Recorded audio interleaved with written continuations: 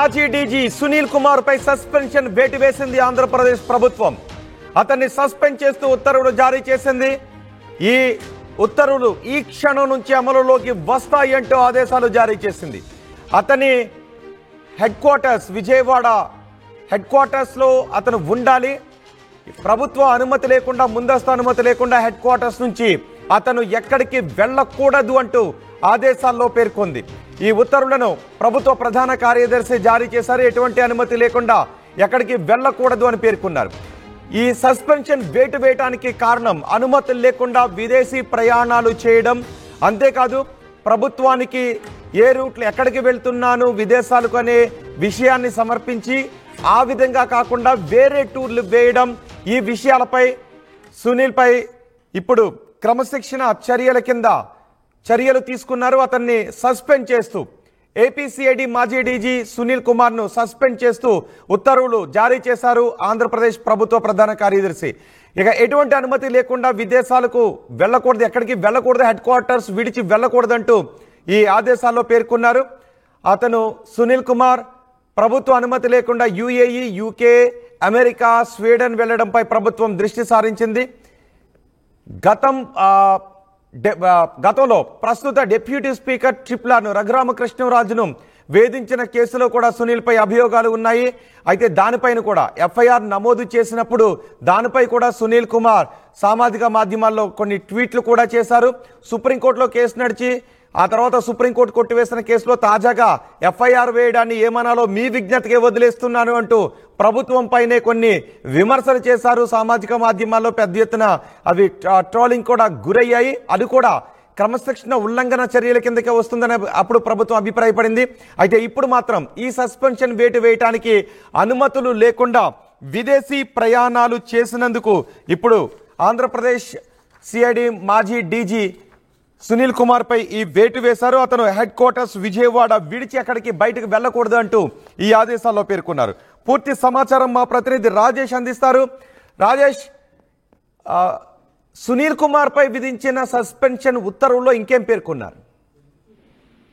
అంటే ఉత్తర్వుల ప్రకారం పూర్తి స్థాయిలో ఆయన అంటే ప్రభుత్వ అనుమతి లేకోకుండా, ప్రభుత్వ అనుమతితో కేవలం కొన్ని డేట్స్ మాత్రం అనుమతి తీసుకున్నారు. అనుమతి తీసుకోకుండా కొన్ని డేట్స్ ఆయన చెప్పిన ప్లేస్ కాకుండా వేరే దేశాల్లో పర్యటించారు. అది రూల్స్ విరుద్ధం, ఐపీఎస్ రూల్స్ విరుద్ధంగా ఆయన ప్రవర్తించారంటూ మెన్షన్ చేస్తూ ఈ రోజు సస్పెండ్ చేయడం జరిగింది. 1993 ఐపీఎస్ బ్యాచ్ చెందినటువంటి సివి సునీల్ కుమార్ గత కొన్ని రోజులుగా వివాదాస్పద ఐపీఎస్ ఆఫీసర్ గా మారారు. సిఐడి చీఫ్ గా ఉన్నప్పుడు తెలుగుదేశం పార్టీ నేతల్ని వరుస అరెస్ట్ చేయడంలో కీలక పాత్ర వహించారు. జగన్ ఆదేశాలను సూచన తప్పకుండా పాటించినటువంటి సిఐడి మాజీ చీఫ్ సునీల్ కుమార్ ని కూటమి ప్రభుత్వం వచ్చిన తర్వాత ఆయన్ని సరెండర్ చేసిన డీజీపీ ఆఫీస్ కి పోస్టింగ్ ఇవ్వకోకుండా అటాచ్ చేసినటువంటి పరిస్థితి. ప్రస్తుతం ఆయన డీజీపీ ర్యాంక్ లో ఉన్నప్పటికీ ఆయన పోస్టింగ్ ఇవ్వకుండా ప్రభుత్వం డీజీపీ ఆఫీస్ కి అటాచ్ చేసిన నేపథ్యం. అయితే ఆయన మీద ఆల్రెడీ రాష్ట్ర ప్రభుత్వం విచారణకు ఆదేశించింది. రెవెన్యూ శాఖ స్పెషల్ చీఫ్ సెక్రటరీ సిసోడి ఆధ్వర్యంలో విచారణ జరిపినటువంటి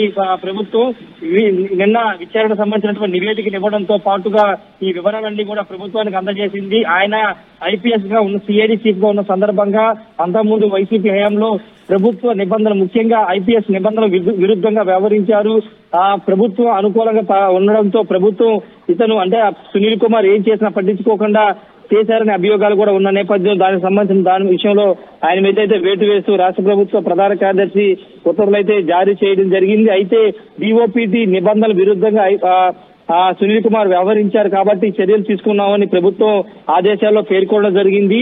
అయితే ఇప్పుడు దీన్ని సవాల్ చేస్తూ పివి సునీల్ కుమార్ మరోసారి డిఓపిటిని ఆశ్రయిస్తారా లేదా అనేది చూడాల్సిన అవసరం అయితే కనబడుతుంది. ప్రస్తుతానికి ఆయన సైలెంట్ గానే ఉన్నారు, కానీ ఎక్కడ కూడా ఎలాంటి కాంట్రవర్షియల్ కామెంట్స్ అయితే చేయట్లేదు. అయితే ఇప్పుడు సస్పెన్షన్ వేటు వేసిన నేపథ్యంలో ఆయన రియాక్ట్ అయ్యే అవకాశం కనబడుతుంది. మరోవైపు వైసీపీ అధినేత జగన్ కూడా రియాక్ట్ అయ్యే అవకాశం కూడా కనబడుతుంది. ఏదేమైనప్పటికీ చాలా రోజులు అంటే కూటమి ప్రభుత్వం వచ్చిన తర్వాత మొదటిసారిగా పివి సునీల్ కుమారే అనుకున్నారు. అయితే విచారణ చేసి న్యాయబద్ధంగా చట్టపరంగా ఆయన చేసిన తప్పుని వెలికి తీసిన తర్వాతే ఆయన మీద వేటు పడుతుందని అధికారులంతా కూడా చెప్పిన నేపథ్యంలో ఇప్పుడు పూర్తి స్థాయిలో ఆయన మీద విచారణ చేసి విచారణ జరిపిన తర్వాత వాస్తవాలని చూపిస్తూ ఇప్పుడు సస్పెన్షన్ వేట అయితే వేశారు. ఒక ఐపీఎస్ అధికారిని సస్పెండ్ చేయడం అనేది కొంత జాతీయ స్థాయిలో కూడా చర్చకు దారితీస్తున్నటువంటి నేపథ్యం. ఏది ఏమైనప్పటికీ పివి సునీల్ కుమార్ సస్పెన్షన్ అంటే ఇందులో అనధికారిక విదేశీ పర్యటనల గురించి మాత్రమేనా, లేదంటే ఆల్రెడీ సునీల్ కుమార్ పై చాలా ఆరోపణలు ఉన్నాయి. అప్పటి ప్రభుత్వానికి అనుకూలంగా వ్యవహరించేవారు, ప్రభుత్వ పెద్దలతోనూ అప్పటి పార్టీ పెద్దలతోనూ ఏ ఆదేశాలు జారీ చేశారో వాటిని అమలు చేస్తూ ఉండేవారు అని కూడా ఆరోపణలు వచ్చాయి. రఘురామ కృష్ణరాజు కూడా తనపై హత్యాయత్నానికి పాల్పడ్డారు అంటూ ఆయన కూడా కేసు వేశారు. ఆ ఎఫ్ఐఆర్ నమోదైన సందర్భంలో మరికొన్ని వివాదాస్పద వ్యాఖ్యలు చేశారు. ఇప్పుడు సుప్రీంకోర్టులో కొట్టేసిన కేసును మళ్ళీ ఇప్పుడు వేశారు అంటూ మీ విచక్షణకే వదిలేస్తున్నాను అంటూ కొన్ని వివాదాస్పద వ్యాఖ్యలు కూడా చేశారు.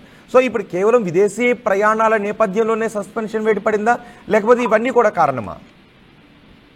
లేదు, కేవలం విదేశీ పర్యటన వ్యవహారం అంటే ఒక జార్జియాకి సంబంధించినటువంటి వ్యవహారం. జార్జియా వెళ్తున్నట్టు పర్మిషన్ తీసుకుని అక్కడి నుంచి దుబాయ్ వెళ్ళడం, లేకపోతే ఇంకొక చోటుకి స్వీడన్ వెళ్తాను పర్మిషన్ తీసుకుని ఇంకొక అరబ్ స్టేట్స్ కి వెళ్ళడం, లేకపోతే యూఎస్ఏ పర్మిషన్ తీసుకుని ఇంకొక స్టేట్స్ కి వెళ్ళడం, అలా నిబంధనల విరుద్ధంగా వ్యవహరించారని పూర్తిగా సస్పెన్షన్ జీవోలో పూర్తిగా వివరాలన్నీ కూడా ఏ ఫ్లైట్ ద్వారా ఎక్కడెక్కడికి వెళ్ళారు, ఏ రోజు వెళ్ళారు, ఏ టైంకి వెళ్ళారనే వివరాలతో కూడినటువంటి జీవోని కూడా రాష్ట్ర ప్రభుత్వం విడుదల చేసింది. కాబట్టి పూర్తిగా కేవలం ఆయన సర్వీస్ రూల్స్ విరుద్ధంగా వ్యవహరించారనే దాని కారణంగానే చూపిస్తూ ఆయన అయితే సస్పెండ్ చేయడం జరిగింది.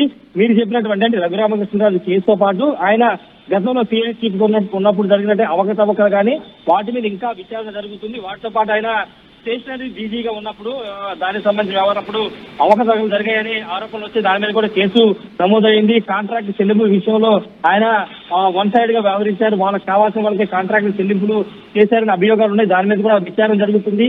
ఆ బాడీని మాత్రం ఇంకా విచారణ కొనసాగుతుంది. కాబట్టి ఆ అంశాన్ని ఇక్కడ ప్రస్తావించుకోకుండా కేవలం ఆయన విదేశీ పర్యటన వ్యవహారంలో రూల్స్ విరుద్ధంగా వ్యవహరించారు, సర్వీస్ రూల్ ఉల్లంఘన చేశారు కాబట్టి సస్పెండ్ చేస్తున్నామంటూ సర్వీస్ రూల్స్ ఉల్లంఘించారు అంటూ.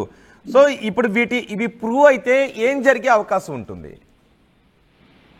అంటే సర్వీస్ రూల్స్ ఉల్లంఘన కారణంగా సస్పెండ్ చేశారు. అయితే ఈ కేసు అనేది ఫర్దర్ గా ఉండే అవకాశం లేదు. కానీ ఆయన మీద ఇంకా చాలా కేసులు ఉన్నాయి కాబట్టి రఘురామ కృష్ణరాజు కేసుతో పాటు ఇంకా చాలా కేసులు ఉన్నాయి కాబట్టి వాటి విచారణలో రఘురామ కృష్ణరాజు పాత్ర ఉందంటే అప్పుడు అరెస్టు వైపుకి వెళ్లే అవకాశం కూడా ఉంది. ఎక్కడైనా కేసు ఏదైనా స్టేషన్ ఆయన మీద కేసు నమోదైతే అప్పుడు అరెస్టు సంబంధించినటువంటి ప్రొసీడింగ్స్ ఉండే అవకాశం ఉంది. ప్రస్తుతానికైతే ఆయన ఈ కేసులో అంటే విదేశీ పర్యటన వ్యవహారంతో పాటు సర్వీస్ రూల్స్ కి విరుద్ధంగా వ్యవహరించిన కేసులో మాత్రమే సస్పెండ్ చేశారు. ప్రస్తుతం ఆయనకి విజయవాడ అంటే ఇక్కడ విజయవాడ దాటి వెళ్ళడానికి లేదు. ఏదైనా పర్మిషన్ కావాలంటే ప్రభుత్వ దృష్టిలో పెట్టి పర్మిషన్ తీసుకోవాలని కూడా ఇచ్చిన ఆదేశాల్లో పేర్కొన్నారు. రోహిత్.